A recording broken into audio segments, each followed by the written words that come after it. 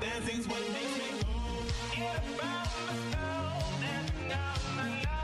Get up on the floor, dancing to the break of dawn. Get up on the floor, dancing to the break of dawn.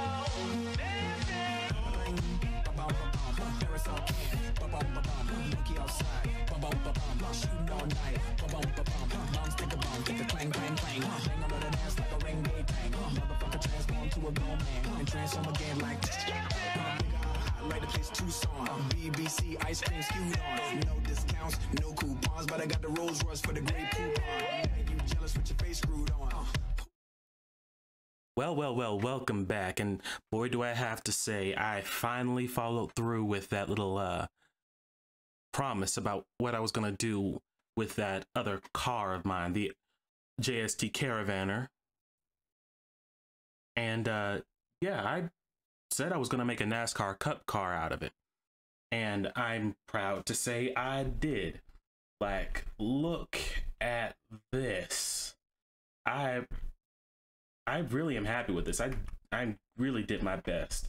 It looks pretty much like, not only like a NASCAR Cup car, but it does have that kind of thing between styling elements being the same and just straight up being so totally different that you can tell if you squint that it's the same model, but if you were to actually, you know, get up close, no one's going to believe that, yeah, this is the same car. But I do love it. In fact, let me show you, let me give you the rundown about what I did differently here. First, with the engine, I upped the horsepower. It barely went above, what, 170, the old engine. I don't have anything to compare it to because I messed up, and, well, I thought I cloned the engine before I made the changes, and apparently I didn't. I just straight up did not. And yeah, so essentially this NASCAR engine is in the stock car. Well, correction, this NASCAR engine is not only in the stock car, of course, the NASCAR engine's also in the original Caravaner, which, yeah, that's all on me. I don't even know how to fix that. I mean, I could go back to an old save, but that'd be a lot of work. But yeah, so I did simple stuff. Kept the harmonic dampener, up the crank, gave it forged stuff pretty much all the way around. I kept the quality low though, and didn't touch pretty much any of the quality stuff that originally came with this engine. I upped the compression, kept the cam profile low, didn't touch the springs or lifters, no turbocharger, and of course, I got this, I still got the 2-barrel carb, upped it to race, got the racing gas in it, and everything. Up the RPM to about 5,000, 55, no, past 5,000, and changed the fuel mixture a bit to get a bit more power out of it, and then added long tubular dual exhausts instead of the race tubular stuff. I just wanted to see how far I could get with it, but again, no changes to the quality or anything. This thing is, well, it does still look like a racing engine. Anyway, it definitely is going to sound different. I've got my recording is not letting me record the sounds from the game for some reason. I got to check to see if this is a glitch with OBS or something. But anyway, as you can see, there's just a ton of change. And if we get to the car, past the aesthetic changes, I've got a manual transmission, 4 gears. It goes up to 195, possibly 200, if possibly 200 if I were to do a race in it. And yeah, automatic locker. I've got the cross ply semi slicks. I've also got solid disc. It's gonna be single piston. And it's going to be single piston, and the size is huge. It's going to be just huge all the way around. You want this car to be able to stop. So it's got drum brakes in the back, and it's got the discs in the front, as you can see. And of course, the aerodynamics, I've got a semi-clad aerodynamic under tray here. I don't know if that was actually technically like period accurate, but I'm gonna stick with it for now. And of course I got a rear wing, so the rear wing angle is gonna keep the downforce down. The interior, nothing much to talk about here. Safety, it's still gonna be standard 70s safety. And of course it's gonna be just standard springs. Like nothing's really changed here. I have changed up the suspension, so it's definitely got very little roll. This thing is about 2,000 pounds, and if we look at how much this car is gonna cost, we're gonna look at how much this car is gonna cost. This car is going to cost, let's see. Oh, that's not too bad. I mean, but then again, this, what would I'm gonna look this up real quick.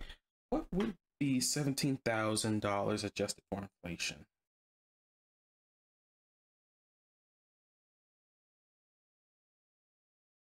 Give me a moment here.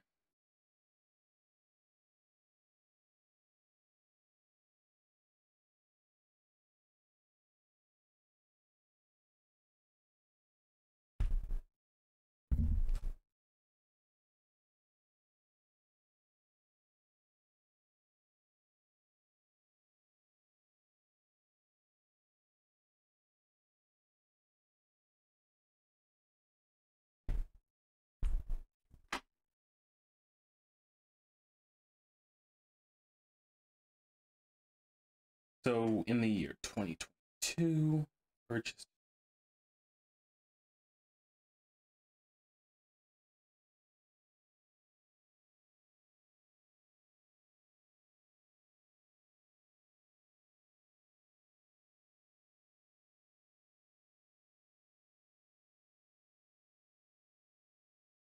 Okay, this is an $80,000 car by modern day standards, which I guess isn't that bad. But I mean, for a race car, it isn't that bad. For a regular car, it's still a lot. Like, let me think. Let's see, an $80,000 car. An $80,000 car here in for 2022 would be. Let me see. Let me see. You could get a. You could get one of those new Corvettes for that, or a Porsche or a Maserati. I mean, there's a lot of cars you could actually get. So yeah, that is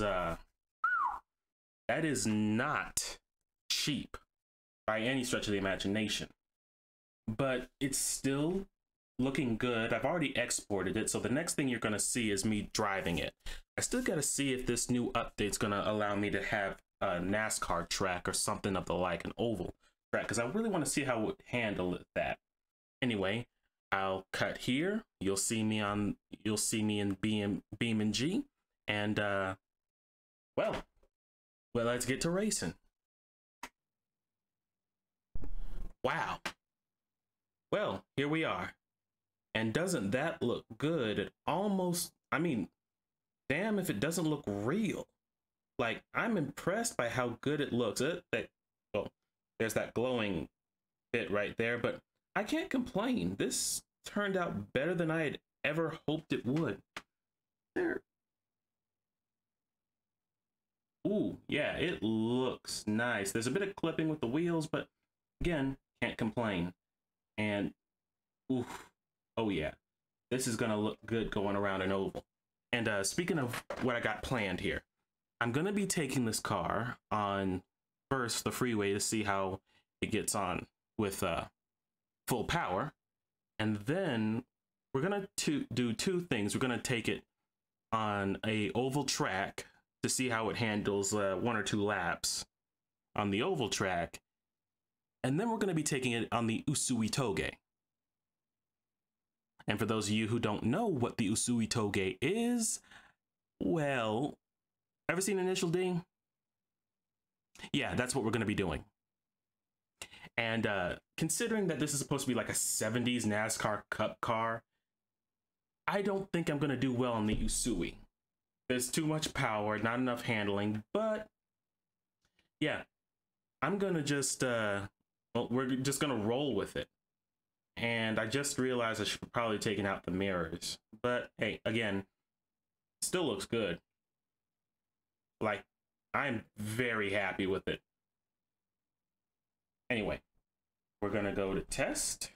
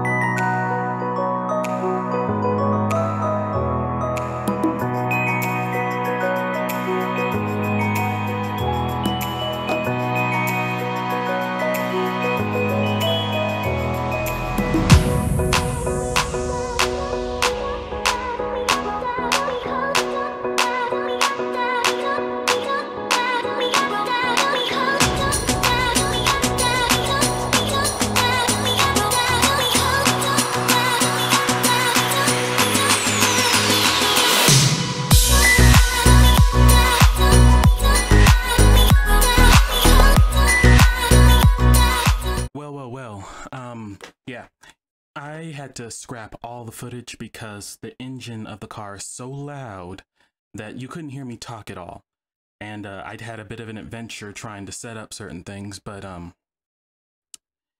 essentially everything I planned on, I actually did in the recording session of in automation, but in BeamNG I lost so much footage that I just rather, well, I had to start from scratch, and right now I'd just rather, you know, leave it at this, you know? I guess you could say I'm just frustrated after all the effort I put into this. So, in short, we're going to be taking this NASCAR Cup car, 1970s NASCAR Cup car I designed, to, well, down the Usui Toge. And, well, I can tell you right now, this is just going to be a one hell of a time. Anyway, I just like you to watch and enjoy with me, all right? I did this before and it didn't handle too well, but, well, it handled better than I thought, at least. But now we're just gonna try it again. Anyway, here we go.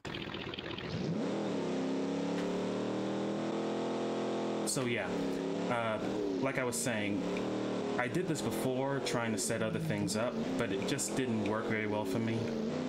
And well, I was actually able to get a pretty good run on the downhill, and well, I don't think I ever hit anything over 60, mostly because the brakes on this, while they're big, they're terrible. I mean, even with ABS, I can't, well, as you can see, I just bounced off of the guardrail there. Even with ABS, I can't really stop too well. I mean, this is a lot of car trying to bring a lot to a stop. In fact, yep, just like that. So, anyway, I don't think I ever even got out of, I don't really think I even got very far out of like second gear. I don't even ever think I hit third. Anyway, this car handles a whole lot better than I thought it would, because I was expecting to go spinning all over the place, and really the main problem I'm having is some severe understeer, which I guess is to be expected from oil springs, race though they may be. I mean, this is not a car with double wishbone suspension. I went for a cheap NASCAR Cup car, though as you saw the numbers,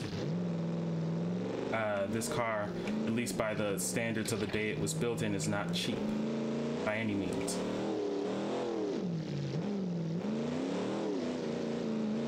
Whew. All right. Yeah, see, it's this understeer, and I'm really putting in the effort to try and keep everything together.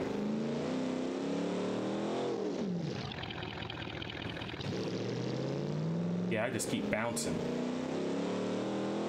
Anyway.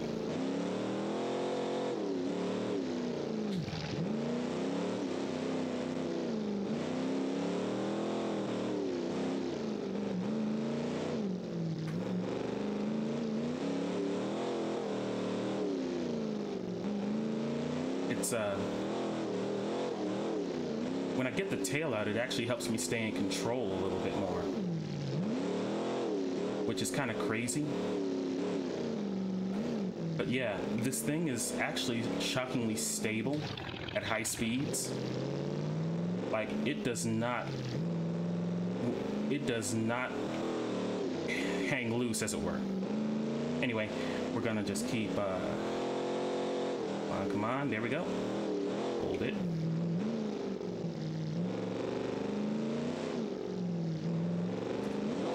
Anyway, just gonna keep this going.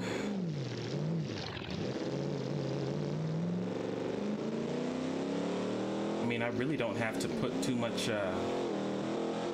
effort into controlling it. I just let the back swing out and it kind of guides itself. Anyway, let's see if I can really lay it down. Come on, come on.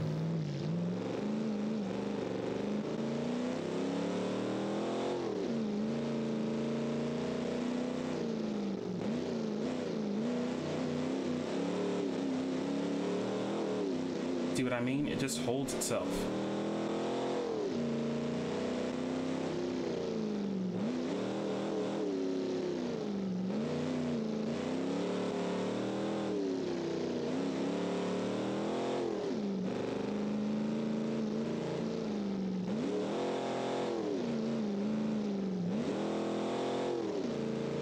Oh, there's C121.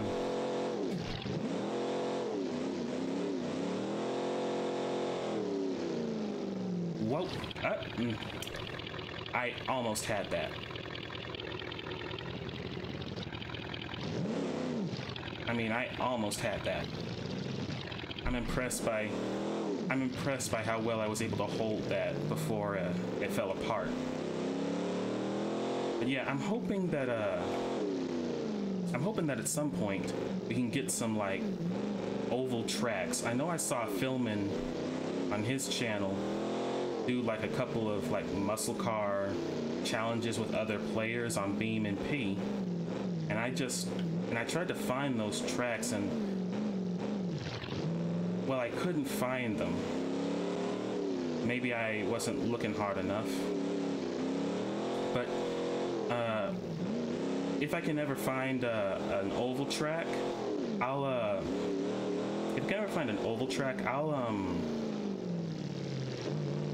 put this, I'll come back to this car and try and see if I can run at least a 10-lap race to see how well it'll handle on a track like Talladega or Daytona, if it's ever put in the game, put in BeamNG. Yeah, I'm holding it together pretty well, all things considered. Like, no doubt if this was against a 90s Japanese sports car or something, they'd be way ahead. Even without the mistakes I made. But otherwise, yeah, it's either oversteering in the lower gears or understeering in the higher, which I get the feeling would be terrible in a NASCAR Cup race.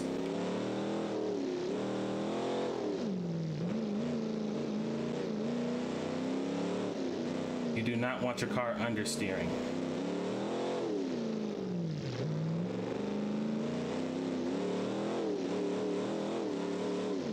Ah, dang it. You see, it's that.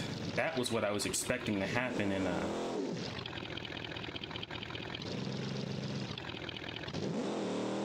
be honest, that's what I was expecting to happen. Let's see if we can finish this with the car steaming. And understeering even worse than usual.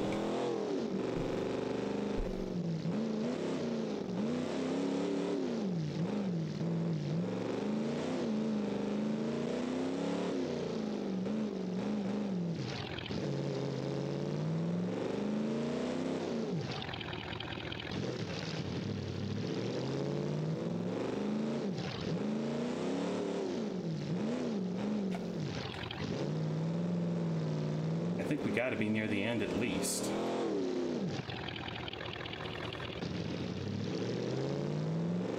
Come on, we can make it to the end. We can make it to the end, we can make it to the end.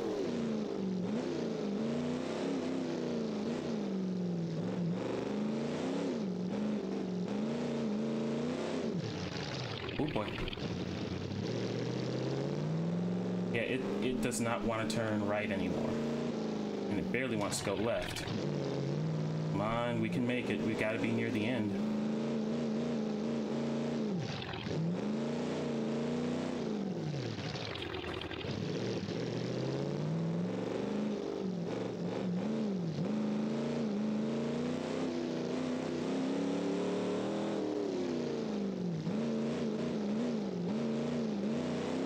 Come on, let's just limp it across the finish line.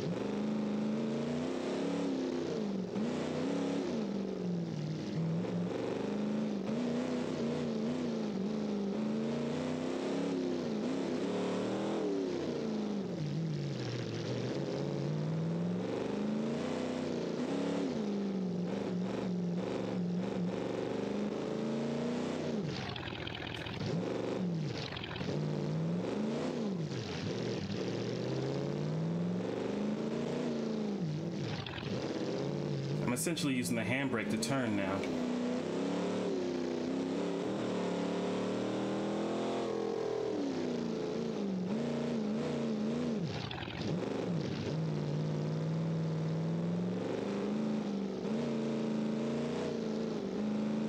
Yes, we made it. We made it, folks.